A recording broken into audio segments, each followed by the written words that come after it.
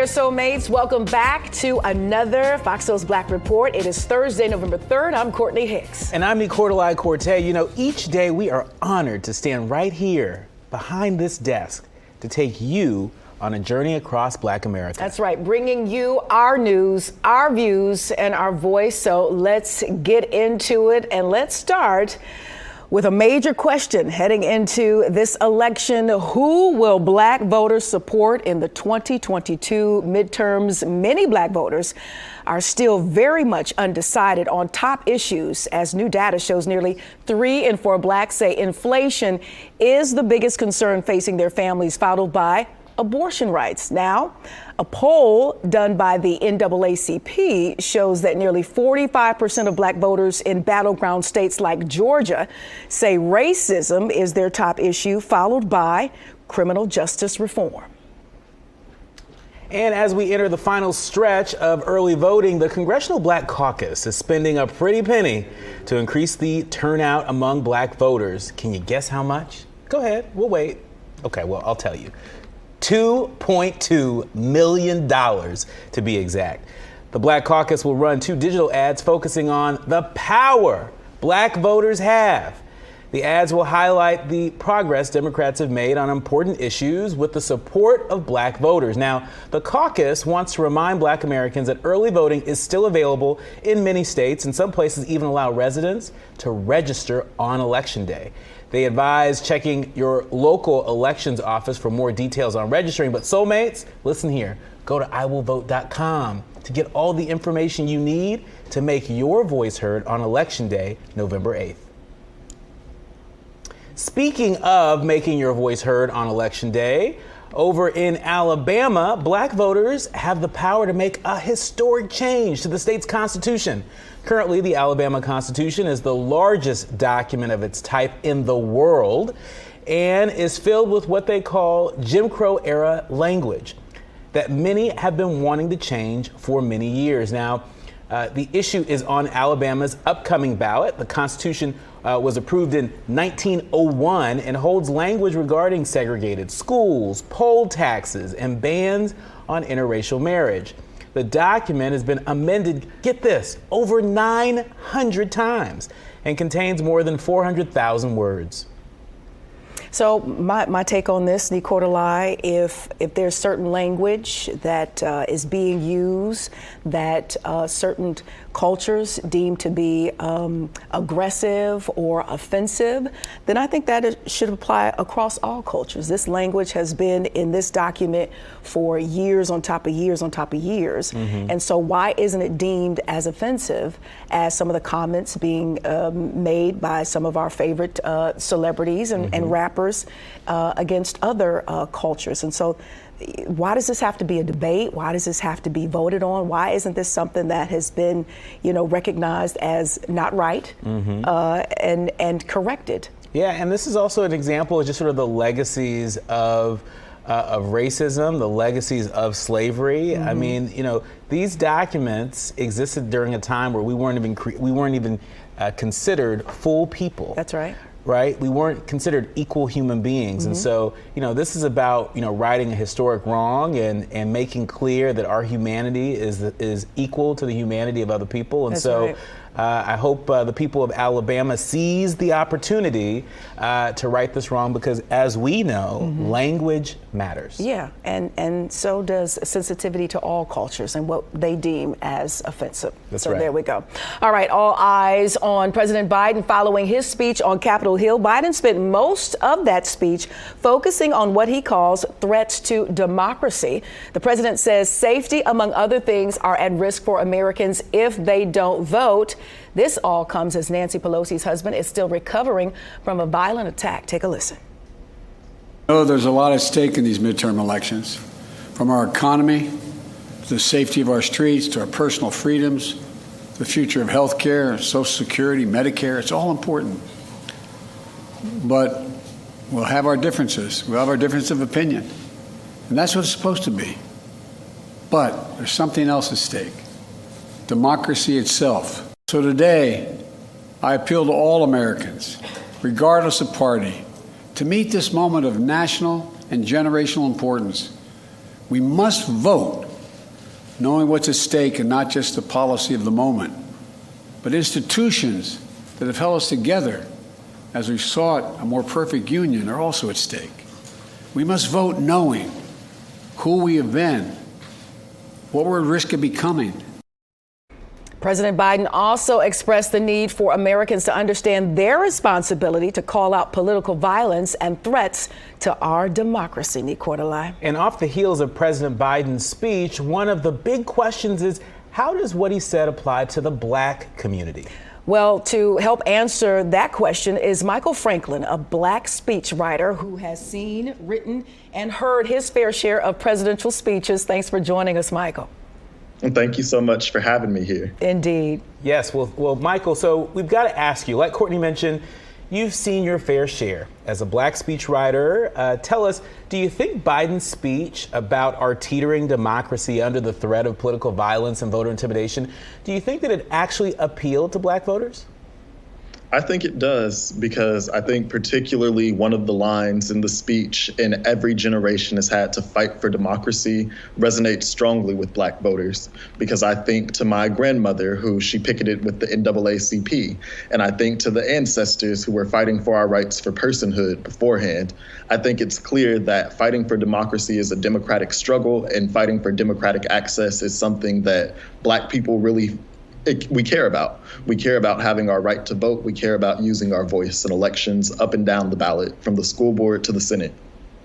Michael, if you were advising the speechwriters, writing the closing argument in speeches for Black candidates in close races, like we've been paying attention to this particular midterm season, if they were looking to appeal to those Black voters, who may be a decisive part of their margin of victory, what would you tell them in light of Biden's speech last night that we just took a look at? I tell them that they must go all in their closing arguments and explicitly talking about the threats that our democracy is facing. The heinous attack against Speaker Pelosi's husband was from a white vigilante fueled by anti-Semitic, anti-Black, and anti-queer beliefs. And whereas we saw that rhetoric, a through line from January 6th to the election-denying candidates we see across the country. And we have to call it out for what it is, and we have to be ready to protect our democracy, because these arguments and these beliefs that are leading to this type of violence, they're harming our communities, they're harming Black people, and we care about our safety, and we care about making sure that our communities are going to get the resources and support that they need. Yeah. So you mentioned safety, you mentioned January 6th, for example. How does Biden's speech last night, how did he say anything different than what we've been hearing for the past 2 years, from members of the January 6th committee? I mean, are Black folks, hearing something new and fresh and distinct as we're less than a week away from the midterm election? I don't think it's something that's new, fresh, or distinct, but I think it's a reaffirmation of what's important and a reaffirmation of the threats that our communities are facing. Sometimes we can get a little bit lost in the sauce in talking about the specific policy issues that are going on, but a reminder that in front of us, we won't be able to focus on those policy issues sometimes if we don't have a democracy that's willing to value our votes or to value our voice. And so it's important that we keep this conversation front and center about the fact that there are so many folks that if they aren't winning their election, then suddenly the election is not legitimate. If Black people are voting in substantial and major numbers, then suddenly those votes shouldn't be counted, or those votes shouldn't be deemed as valid.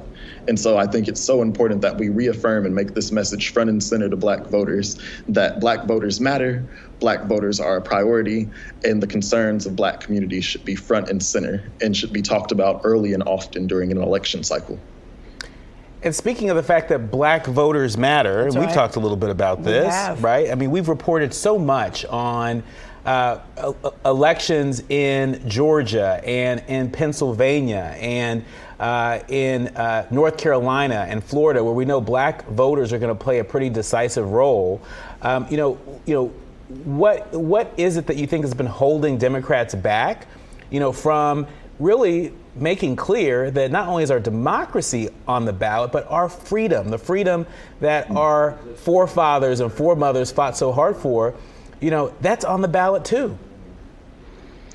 And I think sometimes it's the misthought idea that by focusing on Black voters and focusing on the needs and priorities of what Black voters are looking for will ostracize another part of the electorate. However, when the issues that Black communities care about are the issues that everybody cares about. And if we're centering and putting the needs of Black folks first, then it's inherently going to help everyone. Like, Black voters are caring about the economy. Black voters are caring about freedom over our bodies, the freedom to make a living wage, the freedom to have access to the ballot.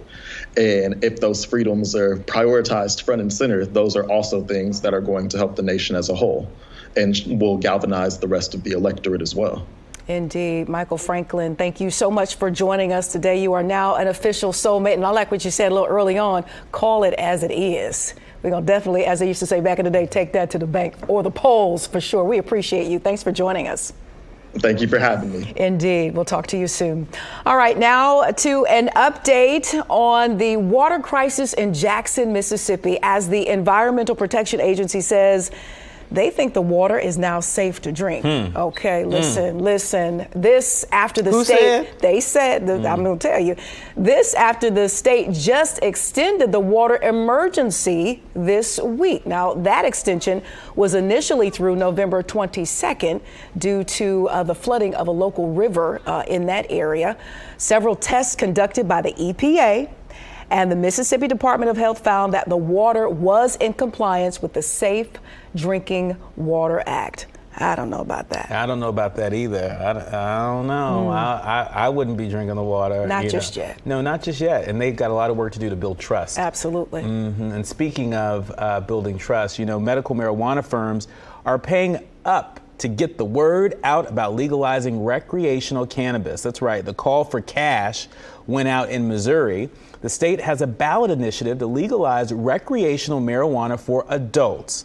Marijuana farms, manufacturers, and retailers, they shelled out millions of dollars for a petition to put the proposal on the ballot. Now, Arkansas, Maryland, North Dakota, and South Dakota are also benefiting from this influx of campaign cash. This debate continues to go back and forth, legalize it, not legalize it, medicinal purposes, recreational purposes. Let me just tell you something. It is legal here in the state of Michigan. I went to a tailgate over the weekend. Isn't this the gummy capital of the world? Yes, and I thought I was going to be choked out. I mean, people really who are into this thing, whether they grow it, use it or whatever, it's really something they believe in. And when they go at it, and I mean, just lighten up, and I was, it was almost to the point where it was uncomfortable. And I understand it's legal and it's something that is acceptable, but it was a lot, and we were outside, so other people are around who don't necessarily partake. I'm just glad I made it home. We're glad that you made it here too. I know. So I think that debate's going to be ongoing. Some states are like, and some states are like, no. But I mean, what a difference, a decade has made. I mean, I remember when, the campaign to decriminalize marijuana was, it was dead on arrival. And to see so many states now entertaining sort of, get on board with not just legalizing it, but regulating it appropriatly, and putting some guardrails around it. Well, that's what I think they want to do, is regulate and make some money. If they're gonna, if y'all gonna sell it and smoke it and use it, they just want to get in on it. So therein comes the regulations. But part of the reason why this is such a big deal for Black folks, and why it's such a big deal that the president made that move to decriminalize marijuana and to reclassify it on Schedule C. That's a big deal because so many of our people, so many of our family members have been locked up, for years and years and years because of simple marijuana use. And so we'll keep on trucking. We sure will. But we won't partake while we're in the truck. Trucking or smoking, depending on, what suits your thing, right? That's right. Switching gears, there's a new initiative aimed at helping rap artists who could be at risk of serving jail time due to their lyrics. Yeah, it's being referred to as a racial double standard after more and more rap artists are being charged after investigators find evidence pertaining to cases based off an artist's song. Now, the group behind the initiative is the Protect Black Art Community, and they have composed an open letter to legislators demanding a change in the laws that protect artists, or at least limit the amount of lyrics allowed to be used as evidence in a trial. Your thoughts on that? You know, I mean, I think that intellectual property is very important, and for too long, you know, Black folks' intellectual property has not been protected under the law, and so I think this is a part of what these rap artists are looking to do, and I think there's a whole movement around that, and I think that's fundamentally a good thing. So I'm wondering, why is it so different from when authorities use social media pages and what suspects or alleged suspects put out there, and how that evidence is used? And then two, is it just a matter of like not being a quote unquote dumb criminal, like not to just wrong or right, put your business out there or anything that would down the line maybe incriminate you, especially if you are partaking in a lifestyle that is illegal or in question. But sometimes art imitates life. Sometimes it doesn't. Sometimes it's fantasy, it's make-believe. And so, folks can't look at these lyrics and take it as the gospel, take this as, ultimate truth in terms of I don't know. Some of these rappers are really out here. Some of these rappers are really out here living these lifestyles, or have come from that lifestyle and continue to rap about it because that's what they know. So I just think they have to be smart about what they rap about, especially if they're still tied up in the streets. Some are, but some aren't. But still ahead on the Black Report, Black patients are sounding the alarm on a certain medical device. We'll tell you which one and how the FDA is getting involved. FOXSOUL's Black Report will be right back.